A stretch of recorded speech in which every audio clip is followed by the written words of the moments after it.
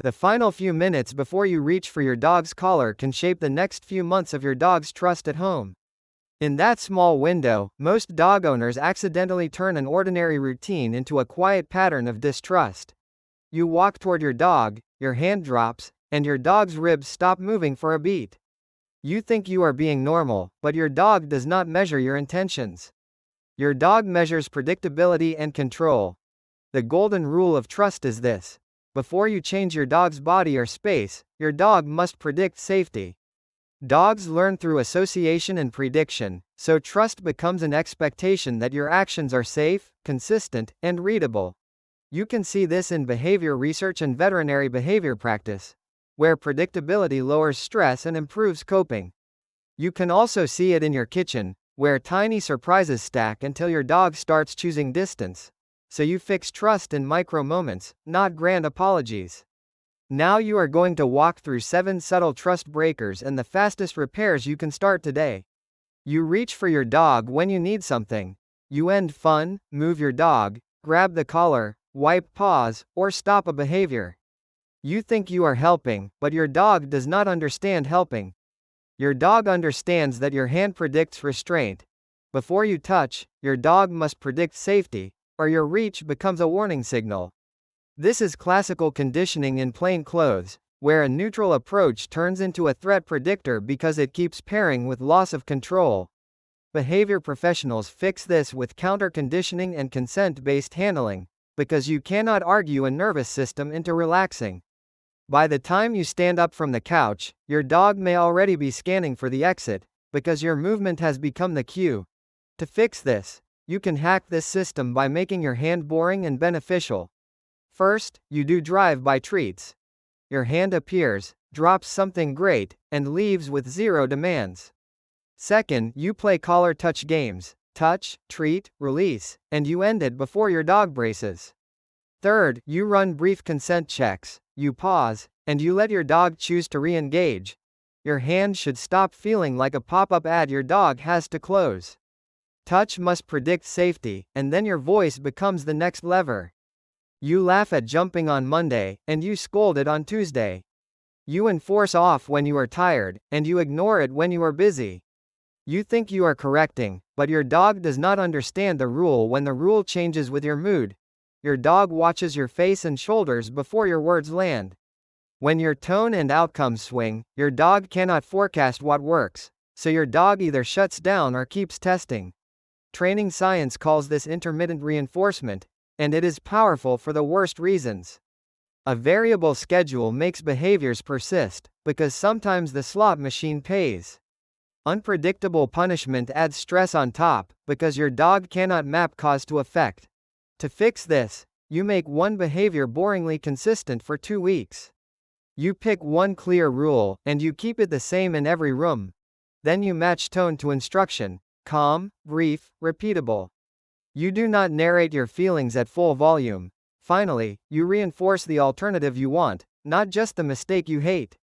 If you want 4 paws down, you pay 4 paws down. Predictability is calming, and it sets you up for the next quiet trust breaker: broken promises around resources. You call your dog sweetly, and then you clip nails, end play, or take the chew. You trade up once, and then sometimes you just grab. You expect your dog to comply faster, but by the time you reach for the item, your dog has learned that humans approaching predicts loss. The dog doesn't protect stuff because of dominance.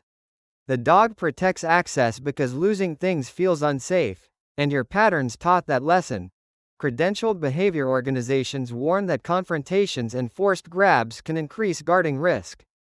You can picture it at home. You walk over, and your dog starts swallowing faster, not because your dog is stubborn, but because your dog is scared of the outcome. To fix resource trust, you rebuild cooperation without traps. First, you rebuild come as a safety cue. You call, reward, and you release back to freedom often. Second, you teach drop with consistent trade value, so your dog learns that letting go makes life better. Third, you practice approach and add. You walk by the bowl and add something better, so your presence predicts gain, not theft. Trust grows when your dog believes you do not steal. Now you deal with the next subtle betrayal: forced proximity, and blocked exits. You hug, lean over, pin for grooming, or stand in doorways so your dog must squeeze past you. You think you are showing affection, but your dog does not assume affection. Your dog evaluates escape routes. You can spot the early signals if you know where to look. You see lip licking, head turns, freezing, whale eye, and slow backing away. Those are not quirks. Those are your dog saying please stop, quietly. Behavior researchers and trainers document these stress signals because they often appear long before a growl. By the time you call it a sudden snap, your dog has been warning you for weeks, and you have been accidentally teaching that warnings do not work. To fix cornering, you replace pressure with choice. First, you create exit lanes, so you do not trap your dog between you and furniture. Second, you invite, not impose. You pet for 3 seconds, you pause, and you let your dog choose more. Third, you use cooperative care microsessions with breaks, so grooming stops feeling like a hostage situation. Your dog is not a stuffed animal with an on switch. Choice is a trust accelerator, and now you reset the home routine around fear and unpredictability. You do long goodbyes one day, and sudden exits the next.